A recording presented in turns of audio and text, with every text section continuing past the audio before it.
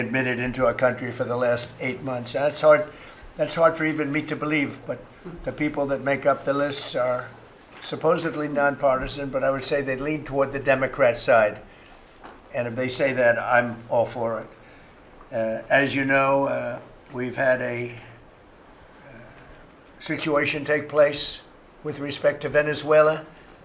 I want to just thank General Kane and his staff for the job that they've done is incredible. Nobody's ever seen anything like it. And once it did take place, I want to thank the leadership of Venezuela. We're getting along really well with them. The relationships have been very strong, very good. And they have informed me that they feel there's very good security, very strong security. We're working with the various people involved, including Chris and Doug and everybody on the oil. We have the major oil companies going to Venezuela now, scouting it out and picking their locations, and they'll be bringing back tremendous wealth for Venezuela and for the United States, and the oil companies will do fine too. Venezuela will actually make for themselves more money than they've ever made before, and that's a good thing. And the people of Venezuela were literally in the streets waving American flags. They were so happy. And the people in our country, like in the Doral section of Miami, which is considered Little Venezuela, they're thrilled. And I just spoke to the president of Venezuela, informed her that we're going to be opening up all commercial airspace over Venezuela. American citizens will be very shortly able to go to Venezuela, and they'll be safe there. They'll be safe. It's under very strong control. And the people of formerly of Venezuela, some want to go back and some want to go back to visit, and they're going to be able to do that. So I've instructed Sean Duffy and everybody else concerned, including the military, that if you would, by the end of today, I'd like you to have the airspace over Venezuela. Planes can go to Venezuela opened up. Okay? Yes. Thank you very much. And I want to thank all of the people in Venezuela for what they went through, and I want to thank the leadership for really they're doing a good job. And just as I promised, we've defeated the Biden inflation nightmare and achieved explosive new economic growth. The Atlanta Fed is predicting an astounding 5.4% GDP growth in the fourth quarter, and that's despite the fact that we had a Democrat shutdown. That number would have been 7%, which is a number nobody's ever heard of. And we've been given great national security because of tariffs, and we've also been given unprecedented income because of tariffs. Part of the income that we gave, $12 billion, we gave to the farmers of our country, so that yesterday I was up in Iowa, and they were very happy, Madam Secretary. Yes, sir. They were very, very happy. They were great. Grateful. So the GDP growth in the fourth quarter was great. And it's going to be, I think we're going to have an amazing and incredible year. Hopefully we won't have a shutdown. We're working on that right now. I think we're getting close. The Democrats, I don't believe, want to see it either. So we'll work in a very bipartisan way. I believe not to have a shutdown. We don't want a shutdown. And just yesterday, the S&P 500 hit 7,000 for the first time ever. There's never been any time at which it's done like that. And the other stocks also, I think it was 52 times for the Dow, had hit a record high. But the 7,000 was not a number that was even thinkable if you go back a year ago. So S&P hit 7,000 for the first time ever. The stock market has set, it's actually 53 all-time record highs since the election, adding $9 trillion in value to savings, retirement accounts, and 401ks. And I mean, everybody benefits, but we have record stock markets. Companies have never done well. And most importantly, if you think about it, after 4 years in which Biden got much less than $1 trillion of investment into our country, actually it was taken over 11 months, even though we're 12 months. In 11 months, we've taken in more than $18 trillion. So they did less than $1 trillion, Scott, in a period of 4 years, and we've done $18 trillion in less than 1 year. So there's never been anything like that. No other country has done those numbers, by the way, in history. 10 years ago, one country did $3 trillion. No other, we did $18 trillion is being invested now. Thousands of businesses, plants, equipment all over the country are being built right now. And they're going to be opening pretty soon. And when they open, you'll see numbers like nobody's ever seen before. The economy is doing amazingly well. I wish the press would report it, but people are finding out. They're seeing it. It's coming. It's becoming pretty evident. It's hard to hide. Biden inflation, which is really stagflation, cost the typical family $34,000. Think of that, $34,000. But after 1 year, growth in real incomes is outpacing inflation by more than $3,000 under Trump. So one cost $34,000 and one made $3,000. That's a big swing. Gasoline has plunged to, think of this, over $4 a gallon, depending on where you are. In California, it's $7, $8 a gallon. I was in Iowa, and they had $1.85, because I had it at $1.99 a gallon. And I was corrected by two farmers that said, I just bought my gasoline for $1.85. So, Chris, you have to be doing something right, you and Doug, right? But I don't want to give you too much confidence. You got to keep it going. We're drilling, I think I can say we're drilling more than at any time ever in the history. We're taking out more energy out of our land, but specifically, if you look at oil and gas, we've never been anywhere even close. Is that a correct statement? That is correct. All-time records. Yeah, great. It's a great job. Well, it's supply and demand, so that's going down rapidly. And you know, when energy goes down, everything else goes down. They tried to do their thing. It was a disaster. Then they ran back very late to the Trump policy, but they didn't do the Trump policy. They cut leases. They did everything that they could do, but they lost it, and they were very high. And we're now less than $2 in many areas, $2.30 a gallon average. Grocery prices, airfares, hotels, car payments, and rent prices are coming down very fast. And you don't hear the word affordability issued by the Democrats anymore. Now they're going into other things because they're getting beaten badly on affordability. Remember that when I was elected, I came into office, I inherited a total mess, starting with eggs, which were 4 times higher than they were just a year before. And Brooke got them down very quickly before Easter. They said they wanted me to buy plastic eggs for the egg hunt, at the very famous egg hunt at the White House. Sir, would you buy plastic eggs? And we buy a lot of, like 100,000 eggs. I said, we're not going to buy plastic eggs. And by the time we had the egg hunt a few months later, we had the prices down pretty good. And now they're really low. Now they're at a very low level. So we really have, you don't hear the word affordability because we inherited very high prices, and we inherited the highest inflation in 48 years. I say the history of our country. I think it sounds almost the same. Actually, I think 48 years sounds actually worse for some reason. So I'll go with the 40, because the press corrected me. I said history, and they said, it's not history, it's 48 years. I said, I'll accept that. And we had the highest inflation in 48 years. We have now as you saw yesterday with the Fed, I'm not a fan of his. He said that inflation essentially is not a factor. It's really been pretty amazing. I just put out a statement about his statements. I won't repeat them here because they're too angry. And thanks to our tax cuts, millions of Americans will soon receive record-setting tax refunds. You're going to get a lot of tax refunds, with the average refund expected to be over $1,000 higher than it has been at any time. So we're going to be getting some pretty good refunds, a lot of people. If congressional Democrats had their way, Americans would right now be facing the largest tax hike ever. You know, their proposal was to raise taxes very substantially. And our proposal, which is in the great, big, beautiful New Deal, it's a New Deal in its own way. It's a Republican version of the New Deal. Right behind you is a nice picture of FDR. This is a much better deal than the FDR deal. But we have the great, big, beautiful bill, and it's given tremendous tax cuts and a lot of other things. People are now finding out how good it is, and it's just kicked in as of January 1st, by the way. So we're really starting to see it. Even though it's a month, we're really starting to see it. The U.S. economy would be cratering if they had won this election. Our country would be in very bad shape, would be maybe not much of a country anymore. I don't think it would be a country anymore.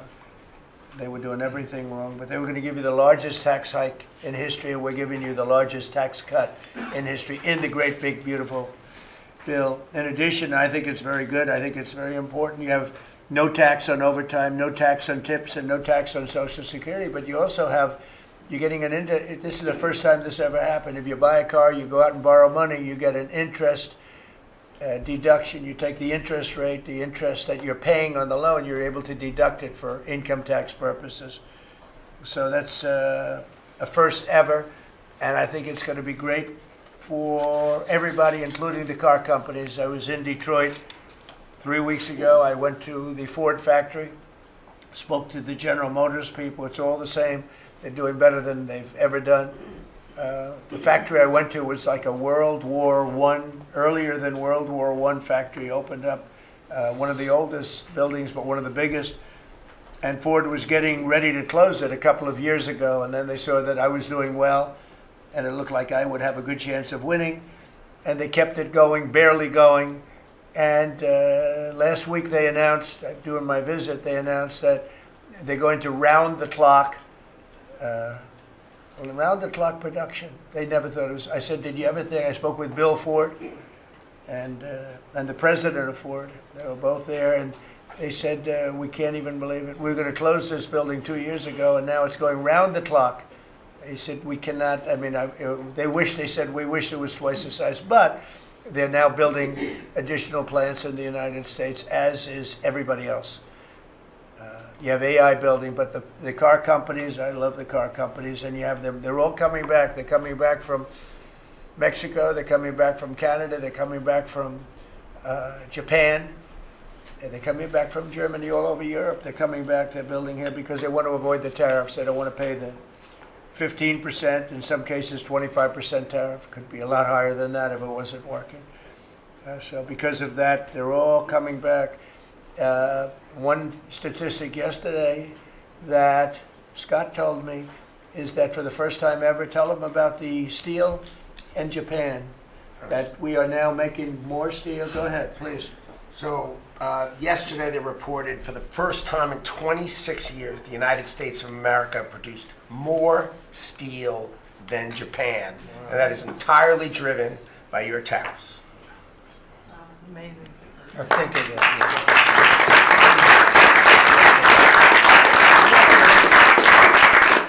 He obviously said that much better than I did, because I got no applause, and I'm giving you home run after home run. He says one thing and everybody. I should have saved that one for myself. No, but think of it. First time, and they read almost 30 years, but I guess it's what, 26, 27 years, that we are now producing more steel than Japan. Japan being a big steel producer. Japan and other countries really took our steel production away from us. Now, if you think of this, 3-4 years ago, the steel companies were all closing up. We worked a fantastic deal with U.S. Steel. We saved U.S. Steel. And now it's all coming about. But and that's just the beginning. There are a lot of steel plants right now being built. So that's an amazing number. Nobody would have believed that. If you would have said that 3, 4, 5 years ago, people would have said, yeah, it's not a true fact. But so it has to be true, because otherwise you question me on everything. I have to be extremely accurate. I don't exaggerate it. I don't want to exaggerate, because you will call me. You don't call other people, but you would call me under my most favored nation spot, which I think is the most important thing, Bobby, of all what we've done, because we're bringing drug prices down by 80, 90%, depending on the way. You could say 5, 6, 7, 800%. Depends on the way you want to calculate it, right? But let's go the old-fashioned way. But drug prices for prescription drugs will be down 80, 90%, 75%,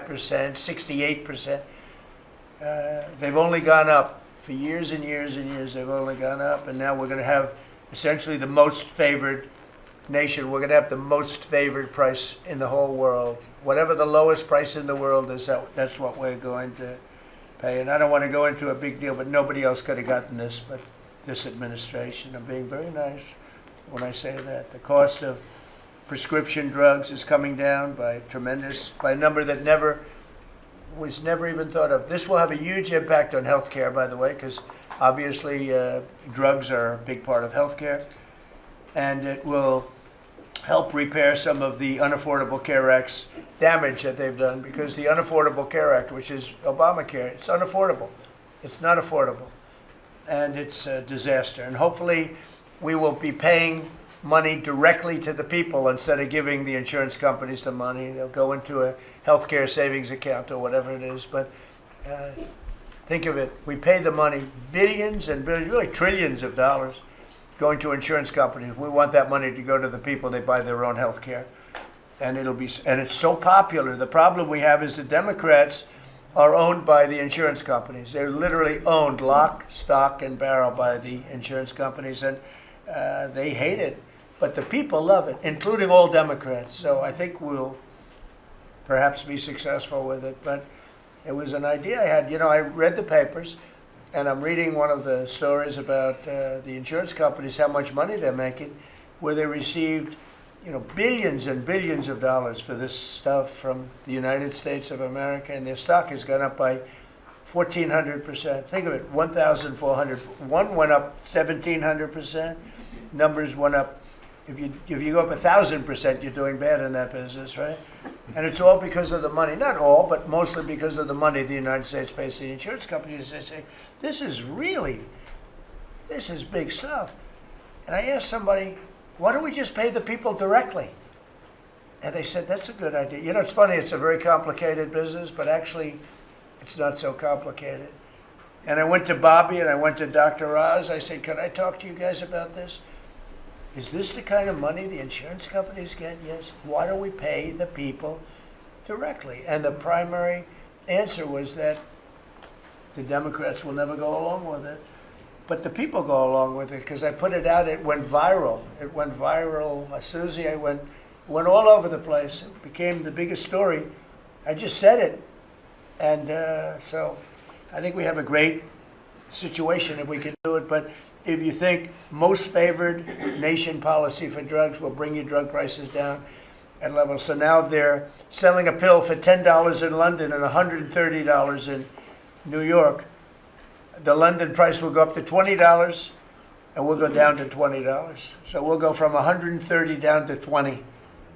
And by the way, tariffs did it again, because the drug company said, we'll do it begrudgingly, but they were okay. But we'll do it, but no nation's going to approve it, because even if you raise the price by, like on a pill, $10 to $20, you're doubling the price of their prescription drugs. I said, no, they'll do it. And when I got them on the phone, I said, if you don't do it, we're going to charge you very substantial tariffs, more money than that's going to cost you. And they said, we'll do it. And before, I don't know that any other president even tried to do it. We can't find it. But if they did try, they wouldn't have gotten through the companies. They wouldn't have gotten through the company, and then they wouldn't have gotten through the country. I spoke with Macron. He was the first one. He was not at that time wearing sunglasses. And he said, no, Donald, I will not do this. I will not. I won't even consider. You're asking me to double the price. I said, you have no choice. You have to do it, because you guys have been ripping us off. In other words, the whole world, we've been subsidizing the whole world on drug costs. That's why. They were $10 and we'd be at 130, as an example. There were many examples. I could give you examples even worse. He said, no, I will not do that. And I said, yes, you will. 100% you'll do it. He said, no, I won't do that, Donald. You're asking me to double the cost of our prescription. We will not do that. I said, look, you've been ripping us off now for decades. We're not going to do it anymore. You can do it under Biden and Obama and other people. You're not going to do it under us. We won't do it. I said, well, if you don't do it, I'm going to charge you a 25% tariff on all of your wine, champagne, and everything else you sell into the United States. He said, like I said, I will do it. And that was the end of the conversation, right? That was the end of the conversation. So now we have favored nations that everybody said would be impossible to get. And I then had the same conversation with 15 other countries. Every one of them agreed. After a short conference, they all said no.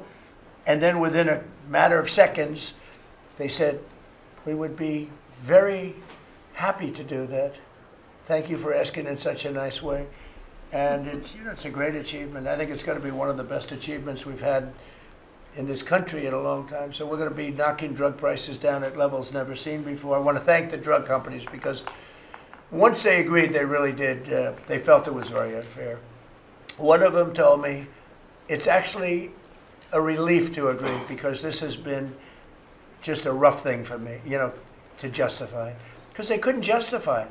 I said, how come in London I can buy something for $10 and in New York I have to pay $130? And they go, well, it's research and development. I said, yeah, but you have research and development from them. Made in the same factory, made in everything. This is where my friend, who's very successful, I told you, a seriously overweight person, he takes the fat pill or the fat shot. And he was in London and he said, costs $87 there, costs $1,300 in New York. What's going on? He called me up. And I knew that, but he put it in a very blunt way. I've known him a long time. He's a crude individual, but smart as hell, made a lot of money. But he just thought it was sort of ridiculous. He happened to be in London and he got the shot, Ozempic, I think, or one of them. And I told him it wasn't working. For him, it didn't work. But he brought up a good point. It didn't work. I told him, he knows who I'm talking about. He's going crazy. He begs me not to mention. He's not talking about me, ladies. No, it's not our great vice president. No, but he begs me not to mention his name because he's become very famous without mentioning his name. And he is actually a very well-known business person. But he did make a point. But I knew the point very well. We were always paying far more than any other nation. We were subsidizing the world. Right now, there's no more of that. So we're going to be bringing the drug prices down at numbers never seen before. It's going to have a huge impact, positive impact on healthcare. So with that, we are going to ask a couple of people to say a few words. And we're not going to go through the whole table because the last time we had a press conference, it lasted for 3 hours. And some people said he closed his eyes. Look, it got pretty boring. In all fairness, I love these people. But there's a lot of people. It was a little bit on the boring side. But I didn't sleep. I just closed them because I wanted to get the hell out of here. Some of them, I didn't sleep, by the way. I don't sleep much, let me tell you. But it's funny. Some of them got me in a blink. When you go like, and they took me at the closed segment of my cycle. And they said he's sleeping. And besides that, Marco, between these two guys, if I was sleeping, they'd be waking me up very fast. They'd be knocking me. Come on, you got to wake up, boss. But no, we've had great meetings. Look, we're the most transparent presidency by far, and I love going around the room. But we're going to pick a few people. I think I would like to ask Steve if he could just give us a brief description of how well we're doing in the Middle East, because we have peace in the Middle East now. Just a couple of little minor flames that we put out very easily. And very importantly, we got our last hostage back, which is incredible. Unfortunately, this was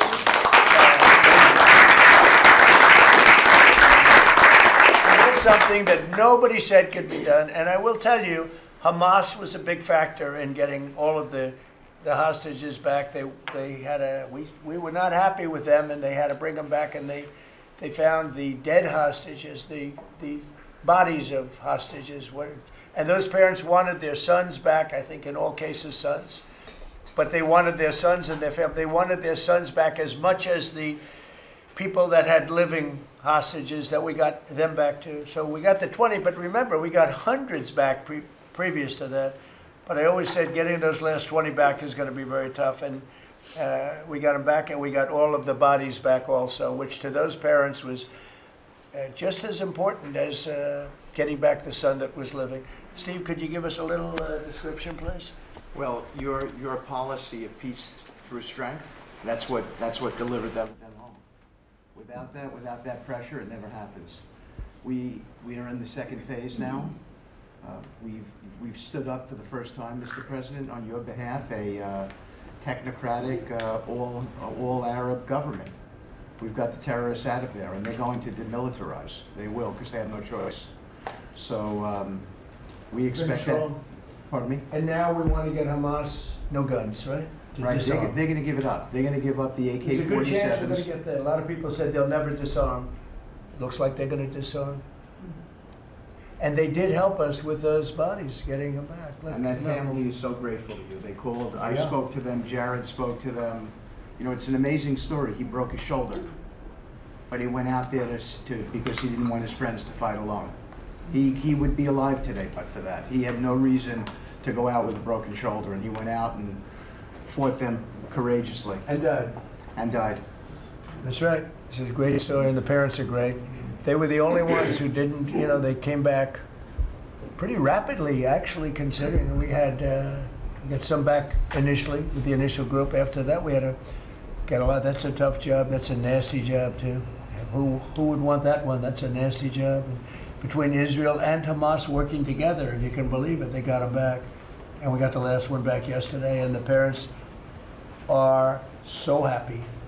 It's amazing, actually, how We sent a message that's on your behalf, as you suggested, and they were so grateful. I guess grateful to me is a much better word, because it's hard to be happy, but they were actually. I mean, they couldn't believe that they had their baby boy. The mother said, my baby boy back. It's a very terrible thing. Steve, Russia, Ukraine, we're making a lot of progress. Could you explain that? The Ukrainians actually said that we've made more progress since Geneva than they've seen in the last 4 years of that conflict. So we had 5 Russian generals last Sunday in Abu Dhabi with Jared and Dan Driscoll, and we think we made a lot of progress. The talks will continue in about a week, but lots of good things happening between the counterparties discussing the land deal. They're talking together. We have a security protocol agreement that's largely finished, a prosperity agreement that's largely finished, and I think the people of Ukraine are now hopeful and expectant that we're going to deliver a peace deal sometime soon. And because of the cold, extreme cold, they have the same that we do. I personally asked President Putin not to fire on Kiev and the cities and towns for a week during this. It's extraordinary. It's not cold. It's extraordinary cold, record-setting cold. Over there too, they're having the same. It's a big pile of bad weather, the worst. But it was it really. They said they've never experienced cold like that. And I personally asked President Putin not to fire into Kiev and the various towns for a week. And he agreed to do that. And I have to tell you, it was very nice. A lot of people said, don't waste the coal, you're not going to get that. And he did it, and we're very happy that they did it. That's correct. Because on top of everything else, that's not what they need is missiles coming into their towns and cities. So I just thought I should say it. I thought it was a very good thing. And Ukraine was, almost they didn't believe it, but they were very happy about it because they are struggling badly. I think it shows, Mr. President, how you provide an overarching sort of presence in these negotiations. The Ukrainians never thought it could happen. The Russians are doing things maybe that people wouldn't give them the credit for doing, and I think it always comes down to your indomitable spirit. Well, it was a good thing. You know, if you think it's cold over here, they say in Ukraine you can add another 20% to it. It was a very cold place anyway, but this was, they see numbers that were so, they'd never seen numbers like that, cold numbers like that. So it was, I thought I should mention it. Could I ask Scott Bessett, we have so many things happening, could I ask you to maybe say a few words, please? Yes, sir. So the one big beautiful bill that was passed on July 4th last year, we're starting to see the effects kick in. You mentioned the great economy. One of the things in the one big beautiful bill, Mr. President, it was an honor to host you, and as you said, the best rapper in the world, Nicki Minaj, at yesterday's Trump Accounts Summit. We've now had 1 million people sign up for Trump accounts just this week. We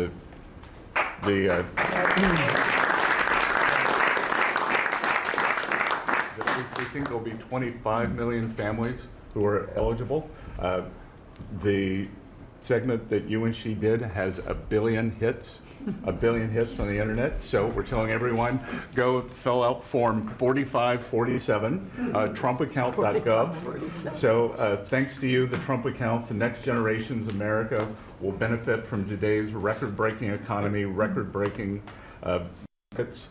Sir, when we came in, the Biden administration had destroyed the American people with the 3 I's: immigration, inflation, and interest rates. Immigration, check, you close the border. The inflation, as we've heard, back down to target. Prices are coming down. And interest rates, we hope there's more on the way. We've got gains in wages, low prices, and I think 2026 is going to be the year for the Trump boom. It's going to be a supply side boom. I enjoyed the trip out to Iowa. In the diner, the staff there was thanking you for the no tax on tips, and they're expecting big refunds from that. We saw the CEO of John Deere, who said, thanks to your tariffs, new plants in Indiana, Carolina Two massive plants being built by John Deere. And he's the chairman and CEO, wonderful guy. And I said he was at the event we had in Iowa, which is appropriate, John Deere, Iowa. But I said to him, so what are you doing? He said, we just announced 2 massive plants. In fact, they're going to have 1 plant for excavators. And he said, there hasn't been an excavator built in this country in 50 years or something. He said, they're taking it out of Japan and they're moving it into the United States. 2 very big plants. And I said, so why are you doing it? He said, because of you and because of tariffs. I said, if we didn't have tariffs, would you be doing it? He said, absolutely not. So it's very important, and I hope we're going to be successful with the Supreme Court case, because we're waiting, and we're taking in hundreds of billions of dollars, and we don't want to give it back, number one. And number two, and you know, the people that are fighting us on that case, by the way, are China-centric. These are people that are for China, but they're also outside of the United States. These are countries that have ripped us off for years and years, charging us tariffs. And now we're doing an amazing job, and we're getting it back. We're getting it all back and then some. And they're the ones that are leading that lawsuit that we have in front of the United States Supreme Court. So it's a very important lawsuit for our country. And hopefully it's going to work out.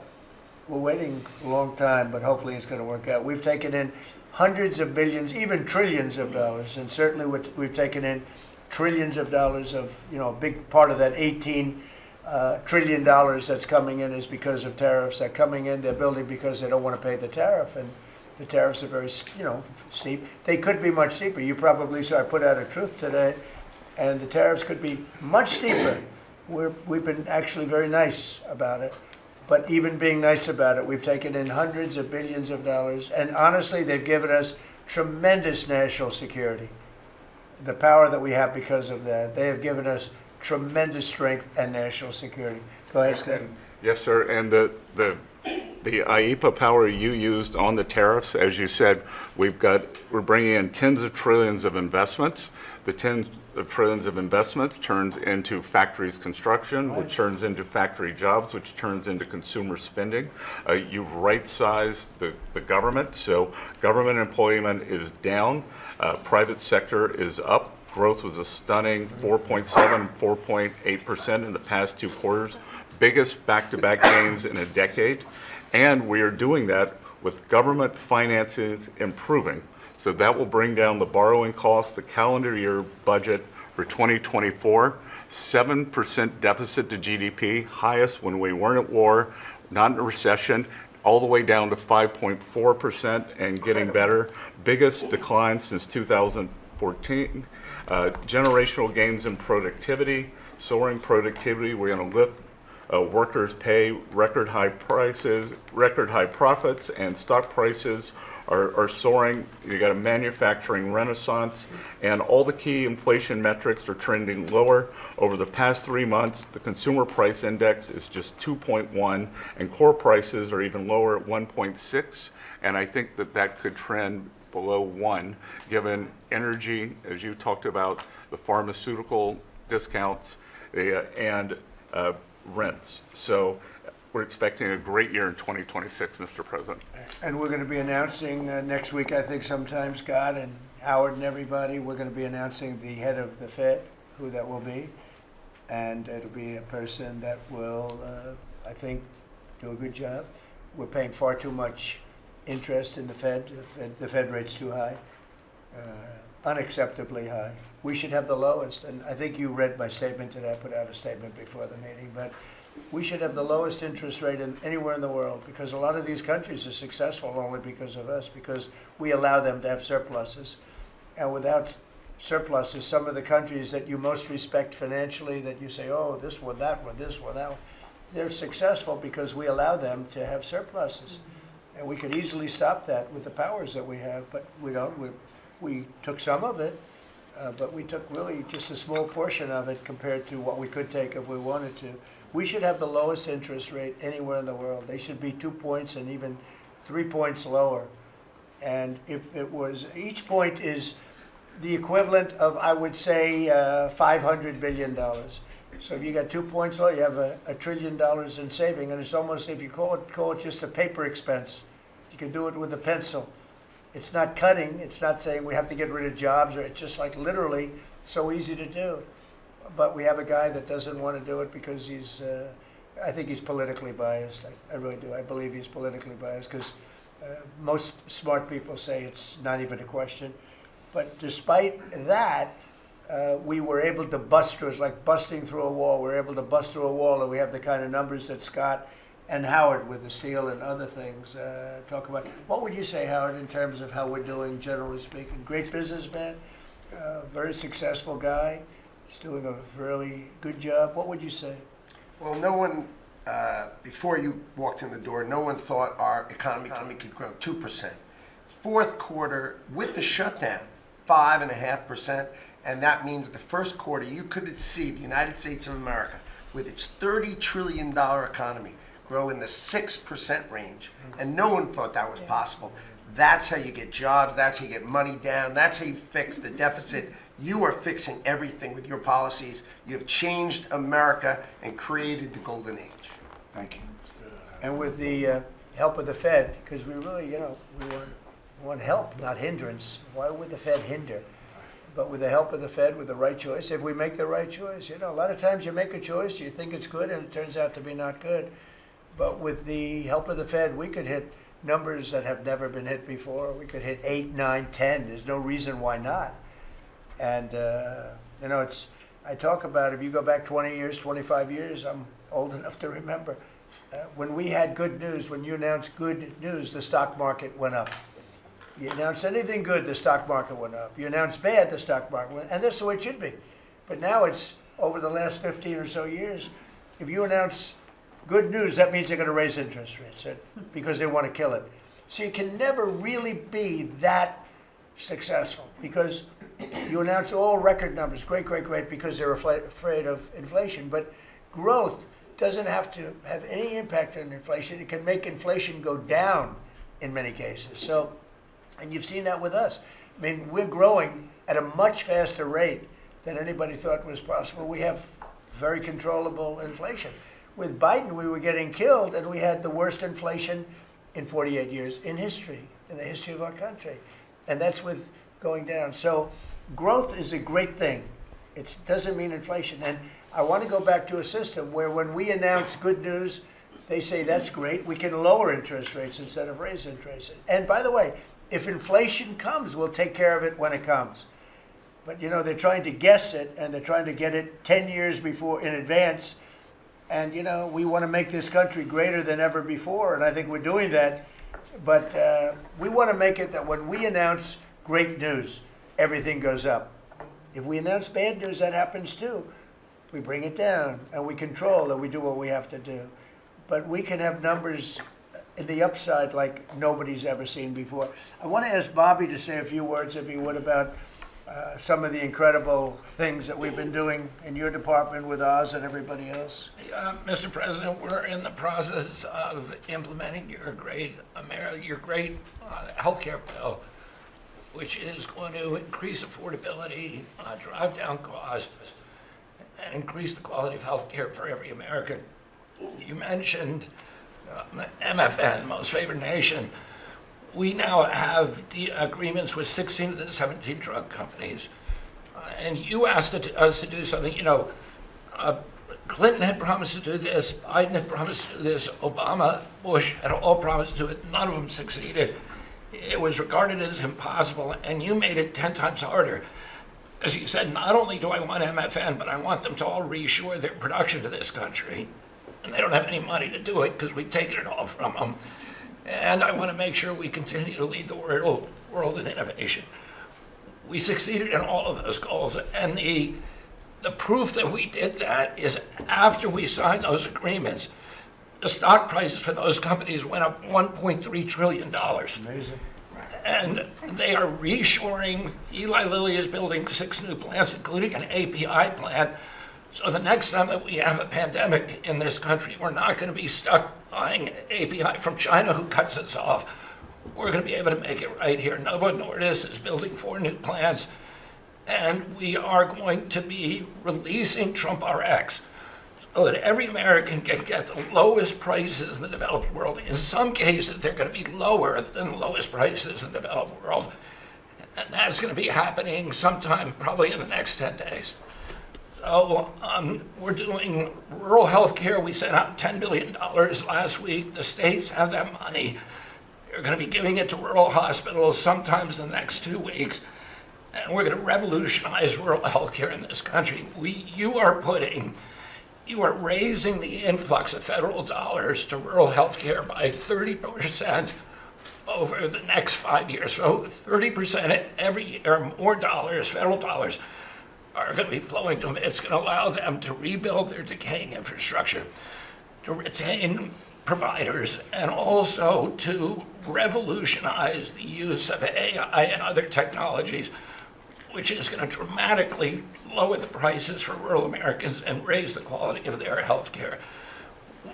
Brooke and I released the dietary guidelines, which have been received incredible acclamation from both sides of the aisle. We are going to change the food culture in this country. Brooke gives away $405 million a day to buy food for Americans, and the WIC program, the Head Start program, SNAP, school lunches, the VA, and the military. They're now going to be getting real food for the first time. And Brooke came up with the ingenious idea of requiring every store in this country that accepts food stamps to double the amount of real food that they're selling. And this is going to drive changes in the market, and it's going to lower the cost of meats, of proteins, of whole grains, of fruits and vegetables, so that every American will have in their reach an affordable meal that actually is real food. 70% of American kids now are, 70% of the diet of American kids is now ultra-processed foods. That's why we're spending $5 trillion in treating chronic disease in this country every year. We are attacking fraud. We have Oz finding hundreds of billions of dollars of Medicaid, Medicare fraud in states like Minnesota and California, and we are clawing back that money. We also accomplished something that every American has promised, which is prior authorization. Now we have 80% of the insurance industry that has agreed to eliminate prior authorization in almost all of their procedures.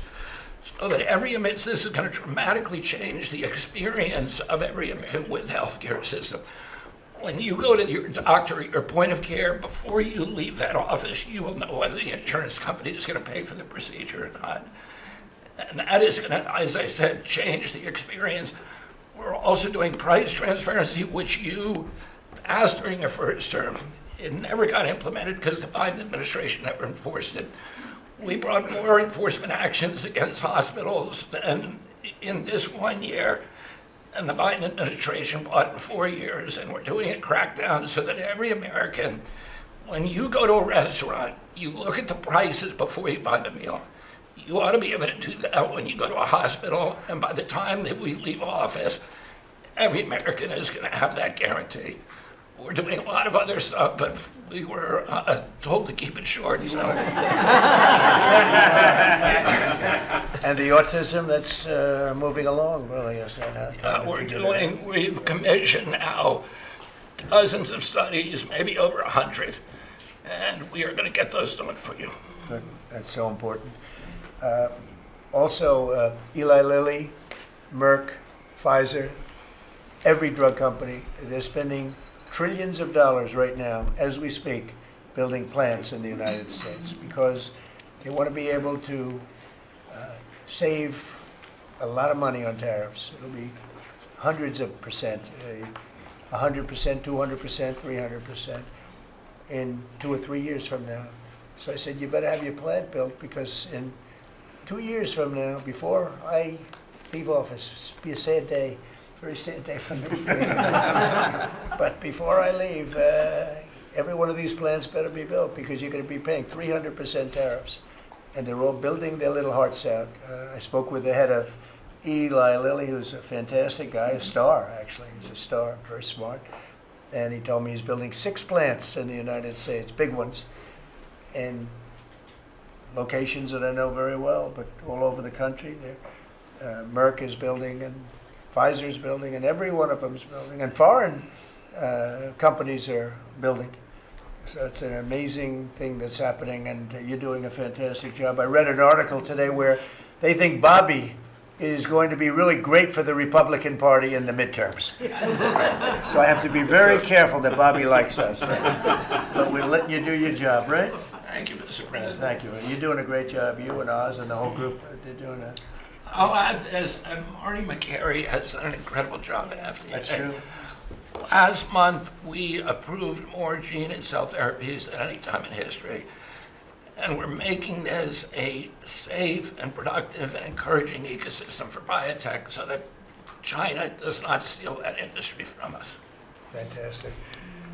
I'm going to ask Scott Turner to speak really quickly about housing because, in my opinion, I have very strong opinions on housing. That's what I did for a long time. I did good with it.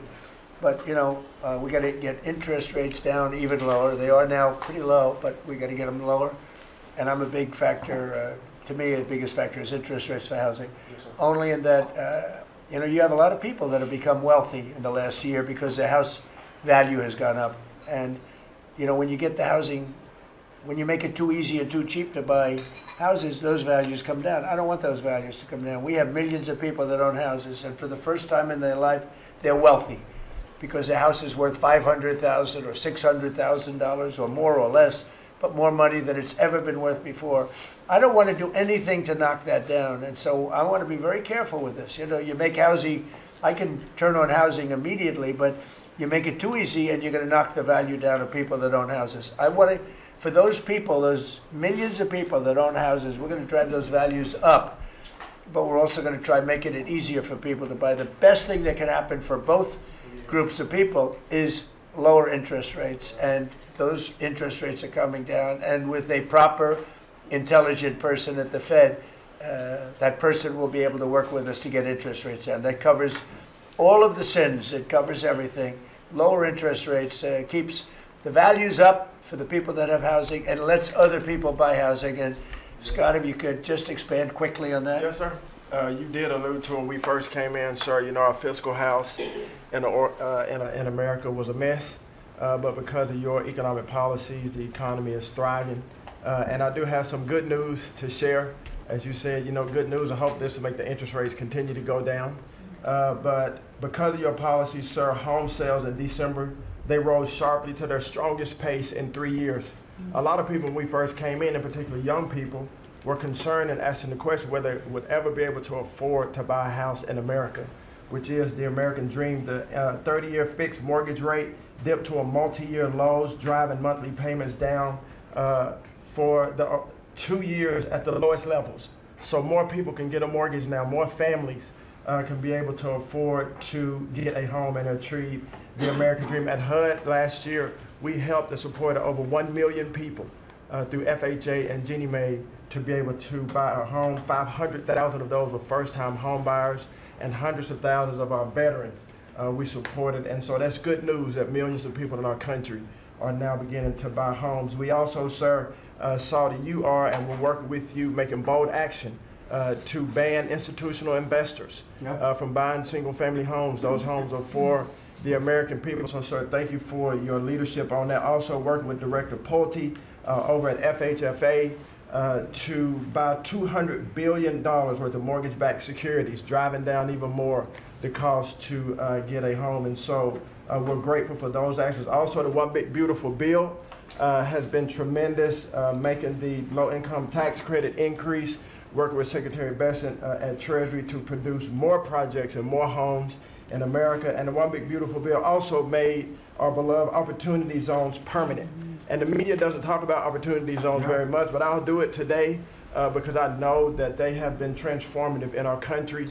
Over 1 million people lifted out of poverty, sir, in opportunity zones, 300,000 new units of housing in opportunity zones, and a 3.4 increase in the value of houses. And that's by the way, we have to give him credit. Senator, he's a great guy. Tim Scott came to see me, first administration, and he had this idea for opportunity zones, and he gave me the idea. We did it. We implemented it. It's one of the most successful programs in the history of our country, and nobody talks about it. The press doesn't talk about it, but I want to just tell you, Tim Scott, Senator, South Carolina, did a great job, right? Did a wonderful job, yes, sir. Did a good job. He's a good man. Yes, sir. And so those have been made permanent now. Will help millions of Americans to be able to afford to buy homes. Also, the One Big Beautiful Bill has been allowing HUD to make sure, working with the Department of Homeland Security, that every person that lives in HUD-funded housing is an American citizen. A blind eye has been turned prior to us being here to people living in HUD-funded housing, but no more. We're going to take account and transparency to make sure. And so there's a lot of crime that goes on in public housing, but we're coming after the criminals and making sure that everybody in there is an American citizen. So thank you for your support. We are now have taken possession of our new building in Alexandria, and we're going to save the American taxpayers hundreds of millions of dollars. So, sir, thank you for your support and your leadership. Thank you, Scott. Great job. Appreciate it. One of the things Scott said, though, is, again, existing housing, people that own their homes, we're going to keep them wealthy. We're going to keep those prices up. We're not going to destroy the value of their homes so that somebody that didn't work very hard can buy a home. We're going to make it easier to buy. We're going to get interest rates down. But I want to protect the people that for the first time in their lives feel good about themselves. They feel like they've, that they're wealthy people. And I want them to understand it. There's so much talk about, we're going to drive housing prices down. I don't want to drive housing prices down. I want to drive housing prices up for people that own their homes. And they can be assured that's what's going to happen. Chris, could you say a few words about energy, please? You bet, Mr. President. I can say with confidence that your energy dominance agenda is firing on all cylinders. United States oil production today is greater than Saudi Arabia and Russia combined, the number 2 and number 3 producers.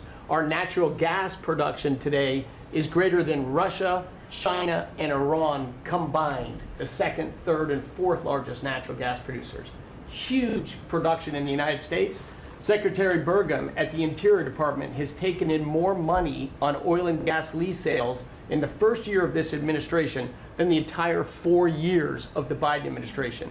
And beyond oil and gas, 6 new coal leases under this first year of this administration from the Interior Department, and coal production is growing again in the United States after years of decline. And this beautiful clean coal was the MVP of the huge cold snap we're in right now. I can say with some confidence, hundreds of American lives have been saved because of your leaning in and stopping the killing of coal and revitalizing coal. Coal, over the last few days, where we're at peak demand in electricity, has delivered 20 times more electricity than solar and batteries. Think about that, 20 times more. An industry because coal doesn't mind very cold weather, right? You're not allowed to say the word coal without proceeding by saying clean, beautiful coal. Clean, beautiful coal. It's not affected by bad weather. Rain, snow, sleet, freezing cold. How does it react under freezing cold weather? it steps up and delivers big time. In fact, what coal did during this storm was deliver massively more electricity than it was delivering a month ago, because we needed far more electricity. Who can step up? The windmills, by the way, are all frozen. You know that they don't turn. The windmills aren't turning. The windmills that these fools paid for. The fool is this country, because the people that have the windmills get massive subsidy, and they make a fortune on windmills that don't even work, and they don't produce anywhere near what they should be. And it's the worst, most expensive form of energy there is. And by the way, Europe is destroying itself with the stupid windmills they're putting all over their beautiful areas of most magnificent landscapes in the world, and they're just destroying. Europe better get smart. Between immigration and energy, they're destroying. It's not recognizable. They've got to smarten up before it's too late. Please go ahead. Yeah, in New England, with somewhat European energy policies, at peak demand time, very cold in New England, wind, solar, and batteries that you were just speaking of delivered less than 3% of the electricity needed at peak demand time, and that's when it matters. Because if electricity goes out when it's very cold, people die. Over 200 people died in a smaller cold snap during the Biden administration. This was massively larger geographically. We've had no failure of the electricity grid, no failure of long-distance transmission lines. Local distribution lines have iced up and come down, and we have people from all over the country working to get those back up because people need their lights back on. But your energy policies delivered just a dramatically different outcome for the American people. If we'd continued the Biden-era policies for one more year, continued to shut down coal plants, continued these crazy climate restrictions that wouldn't even let power plants run at maximum demand time, we hadn't liberated all the backup generators that are sitting there. We gave up an emergency approval, So a lot of run those everything. plants that were going to close, coal plants that were modern and good and threw off very little problem, and that were really powerful. You know, by the way, China does most of everything they're doing with coal. Not that we want to copy anybody, but you know, they make the windmills, but they don't have a lot of wind farms. That's somebody ought to look at that. How many wind farms do they have? Very, very few. They make them, they sell them, they make a fortune, but they don't use them. So the coal, I mean, I understand they're using it also as a great backup. So you build a plant, but they have it as a backup in case of tragedy, in case of really bad weather, et cetera, et cetera. They actually store coal on the site of other plants so that if they need emergency energy, the coal is always going to be there, whereas other things aren't. Is that correct? Exactly. Coal just stepped up here to 25% of our electricity during this high demand time. Natural gas, coal, and nuclear, they are what run the American electricity grid. The others are ornaments and often expensive And you ornaments. stopped plants Drive from up being prices. demolished, right? 17 gigawatts of coal generation plants were slated to close last year that were stopped from being closure by this And if administration. they were closed, we would be really tight on energy. We would have had significant blackouts at these peak cold times, and extrapolating from the last storm during the Biden administration, I think at least hundreds of deaths. Because in the South, a lot of heating is done with electricity generation. If those grids go down, people die. So these, and when you're going back to the Working Families Tax Cut Act, or the One Big Beautiful Bill, that got rid of $500 billion of subsidies, energy subsidies, that do nothing but make energy more expensive and less reliable. And under this administration, we've spent massively less on energy, and we've delivered massively more on energy. And when you have more energy of lower prices. It's a fantastic job. You and Doug. Doug said, you got to get this guy, Doug. You got to get this guy, Chris, Wright, and get him as soon as you can. I said, but I want you to run energy. He said, well, I'm good at it, but he's better, right? Didn't you tell me that?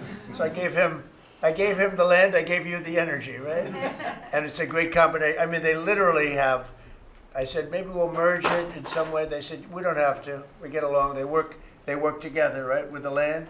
He's got the land and the energy. He's got the knowledge to take it out. It's been a good combination.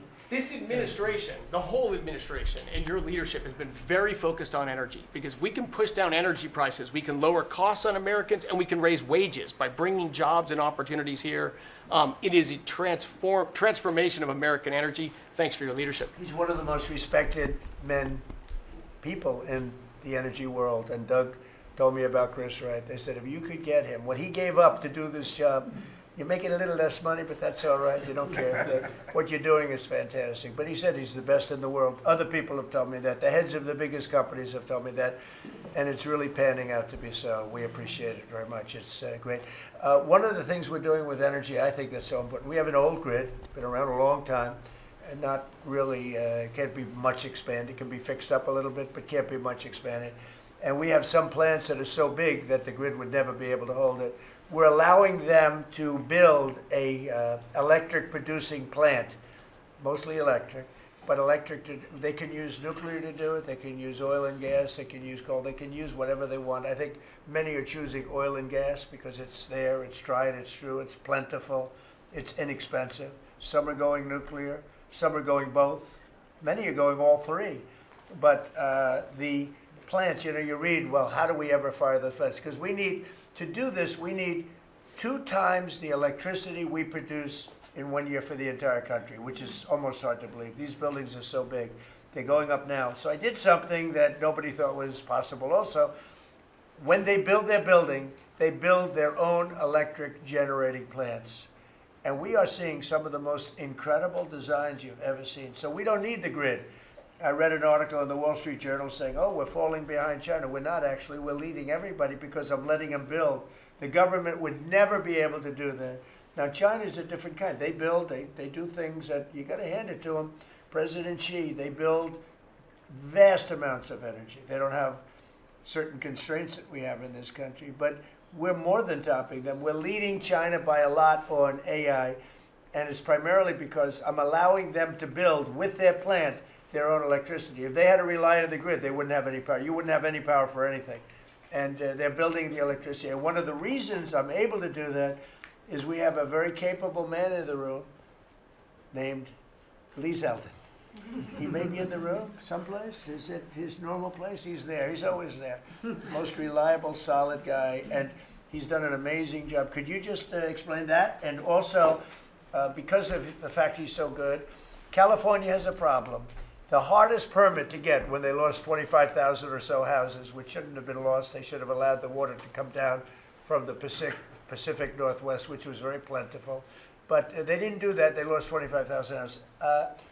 Lee and his team gave them the most complicated permit within 20 days. Everybody, every single house that burned down got the federal approval. Unfortunately, it's well over a year.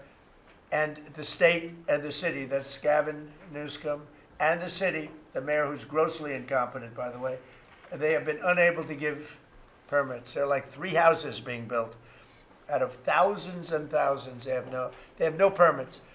So I read about a week ago that it's possible because of what's happened, whether you declare national emergency or something, these people are they're dying to build their house. They want to do something that I could put somebody in charge from the federal government. Congratulations, Lee. And I'm putting Lee Zeldin in charge of getting them their permits, city, federal. You have the federal, you need the city and state. And I hear you have great powers over them if we want, and we're going to give you that power. We've already given you that power. So Lee Zeldin is going to work with the thousands of people that are dying to build their house. And I also recommend one other thing. Give them the house plus a 10% bonus. In other words, you get a bonus, you can build your house 10% larger. They've suffered so greatly. They've waited so long, and they should be given a bonus. So I think, and I've heard this has been done before, they get a 10% bonus. They can build a house that's a little bit larger than what they had before. And I'd like to have you take it over. Mr. President, your great Secretary of State was looking for another job. So. I was thinking about him, but he's pretty well booked. I watched him. He did a great job yesterday, but he's a little booked up. Let's go, Lee. Talk. No more ideas like that. When President Trump came into office, he immediately signed an executive order giving EPA 30 days to complete our Phase 1 hazardous material removal, so that the Army Corps can come in and complete their Phase 2 debris removal. So at first, the response was that was going to be impossible. Good luck trying to get it done maybe by the summer. But we figured it out because operating at Trump speed, the president was just sworn in. we had to get it done, and we got it done in less than 30 days. The Army Corps then came in and completed the debris removal. So the federal government, while the governor has tried to accuse this president of not focusing with a laser on putting all of the weight of the federal government into getting this done, it happened from the moment he was sworn into office. SBA came in. I think it was about half of the disaster loan money, billions of dollars from last year went towards these residents and businesses. So the full weight of this government. But right after I was sworn in, which was actually a year ago today, my first trip was to East Palestine because the vice president never forgets his home state.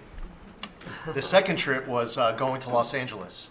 There were people with contractors all over Palisades and Eaton ready to rebuild right then and there. You're talking about a year ago. And now the frustration, the passion that we all hear from all of these Los Angeles residents. And President Trump, he's made it clear to us that he's heard enough. And the message should be heard loud and clear to that local leadership. They should be motivated listening to this right now. And when this cabinet meeting is over, if it hasn't been done already, is that they need to go into the office where these permits are just laying around, flip over tables if you have to, fire people if you have to, and get all of these approvals done so that people can rebuild their lives. It's been a year, and this president has had enough. So whatever you can do, you know, that's going to be very important. And it's so sad, those people, we were there a few days after the fire, you were there with me, we were walking down the streets. The people are devastated. The love that they had for that property was, everybody was going to rebuild, and they thought they could do it immediately. They should have. We gave it to them so quickly, but they can't get their permits. They still can't build, and they're losing spirit too. I mean, a lot of people are losing spirit. And the other thing I'd like to talk to you about and other people about that happen to be sitting around the table. They want to build a low-income housing project right in the middle of everything in Palisades. And I'm not going to allow it to happen, okay? I mean, maybe it's politically correct, maybe it's not. I'm not going to let these people destroy the value of their houses. I built a lot of low-income housing. I made a lot of money building low-income housing. I know more about it than anybody. We're not going to allow this guy to build a low-income housing project on top of everything else in the middle of that mess that was created by the fact that they didn't allow water to come down from the Pacific Northwest, okay? And I'd like you to have that stopped, and stopped immediately. No financing. That might be you, Scott, because they'll come to you for financing. It's never going to be approved. You would never, but Scott thought it was a horrible thing. So there's going to be no financing for low-income housing. Let the people build their houses, and as fast as you can, help them, help the mayor and help the governor get their permitting done, okay? Yes, sir.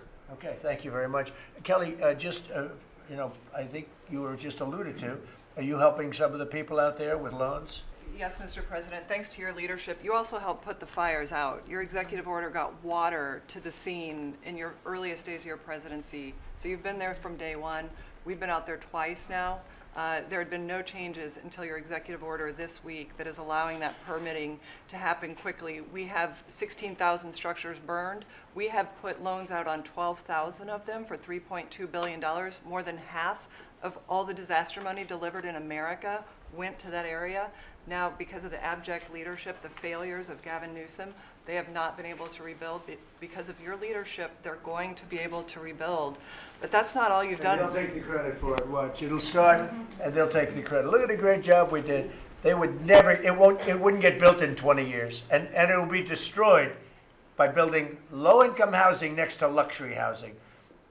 History says that doesn't work too well. Go ahead. We're going to make sure that doesn't happen, Mr. President. Please. But under your leadership, you've ended at least 8 wars, okay? But probably the most important and underreported war that this president ended was Joe Biden and the Democrats' war on Main Street and hardworking families.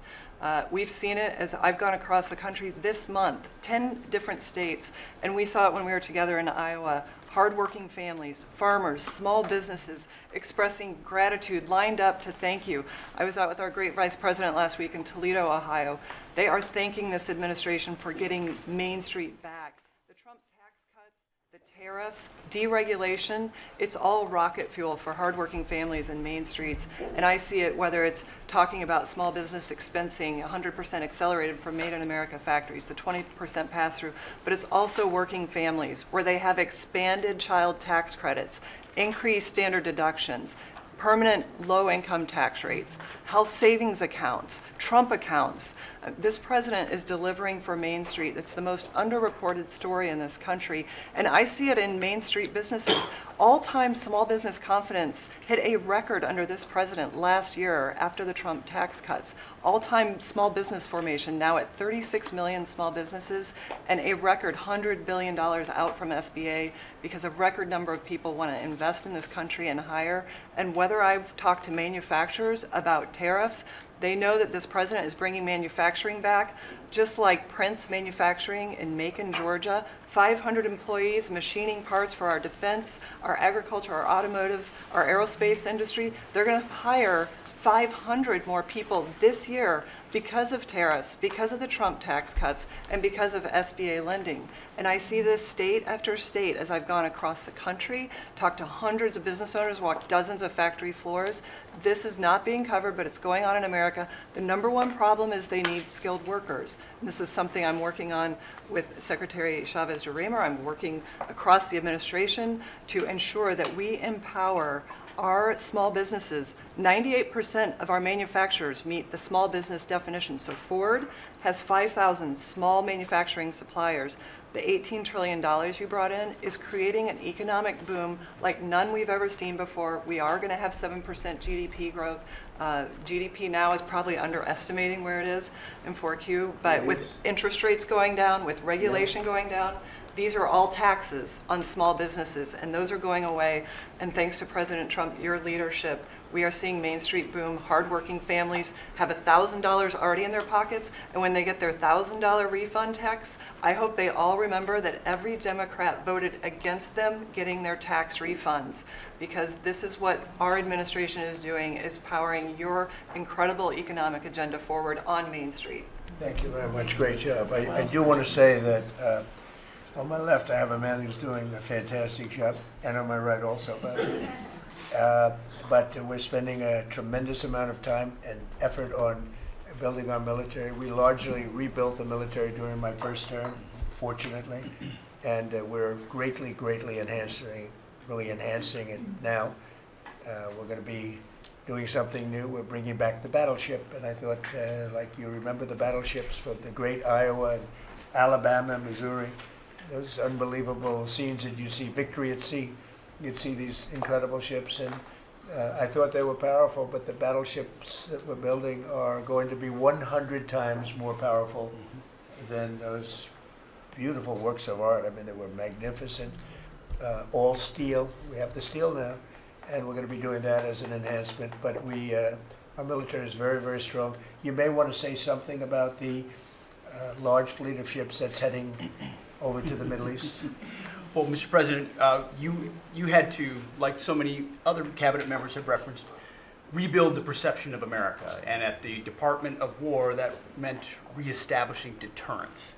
What happened in Afghanistan, what happened in Ukraine, a war that never would have occurred, what happened on October 7th in Israel, never would have happened under President Trump.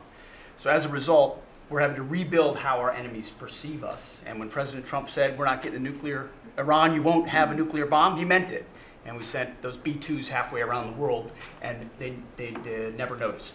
When he said, we're not going to tolerate trafficking drugs anymore in our hemisphere, we treat them like the Al-Qaeda of the Western Hemisphere, he meant it, and we're executing that. When you said, Mr. President, we're securing the border, the military was proud to do their part alongside Homeland Security to do that. Same thing with Iran right now, ensuring that they have all the options to make a deal. They should not pursue nuclear capabilities, and we will be prepared to deliver whatever this president expects of the War Department, just like we did this month.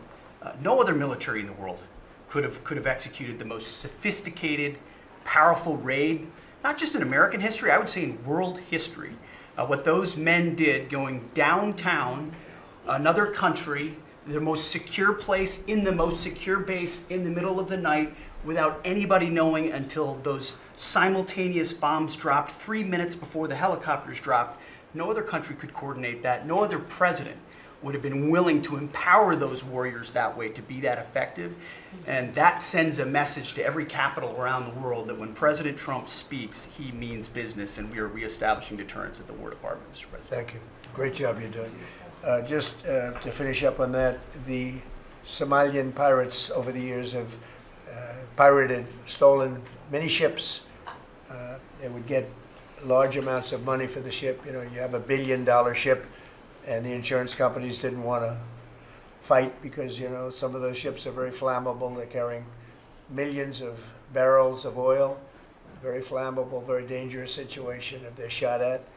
So they wouldn't fight. We notified them a number of months ago. Anybody that does that gets the same treatment as a drug dealer sending their drugs in from Venezuela or anybody else. As you know, it's 97% down by water. So the drugs coming in by sea or by water is down 97%. Now we're also starting. That was the more difficult route. Now we're starting to do that by land also. It will be, you'll see that happen as they come in and kill our people with drugs. I think the real number is 300,000 people a year, not 100, but whatever it is, it's a lot of people, hundreds of thousands of people. They're going to get hit. But also we added to the list the Somalian pirates that go out on a boat, similar type boat, actually not quite as fast, not quite as nice as you can imagine, but they get the same missile that we give to the people that are bringing drugs. And so far, we haven't seen anybody going out. So the traffic is not being interfered with by people pirating our ships. Not our ships, ships all over the world. I said, make it for any country. We're doing the rest of the world a favor. It's a very effective favor, but we see very little pirating nowadays. You used to have ships being taken every single, like 2 or 3 a week, these massive ships that be brought in to some place in Somalia, which I don't even know is it a country. We have Ilhan Omar left, and then she gives us lectures on the Constitution of the United States. These people are, what they've done to rip off our country is terrible, but the pirating has essentially stopped. They know that if anybody even makes a move toward a ship, they get the ultimate treatment. They will go to wherever they want to go, but it's probably not going to be to heaven. I can't imagine, but they get hit very hard, just like a drug dealer, just like the boats, the ships that are coming in. Every boat that comes in with drugs on it that we take out, we just saved 25,000 American lives. Each boat is the equivalent of saving 25,000 mostly American, but American lives. So I just wanted to let you know that, and Pete's been totally authorized to do that. And they know it's going to happen, and it seems that all of that brisk business that they had has been stopped in its right in its foot. So I just want to thank everybody for being here. My cabinet has been amazing. I like this much better than going around for 3 hours. We'll pick on other ones. Pam, you're doing great. We're all doing great. JD, if you'd like to say something, you can. Would you like to really quickly? He is, after all, the Vice President of the United States. It's okay, sir. I'm here for the free coffee. I just say it's an honor to serve with this group, and we're doing a lot of good for the American people. We're very proud of it. Yeah, we're very proud of the country. We're very proud of you. Thank you very much, everybody. Thank you.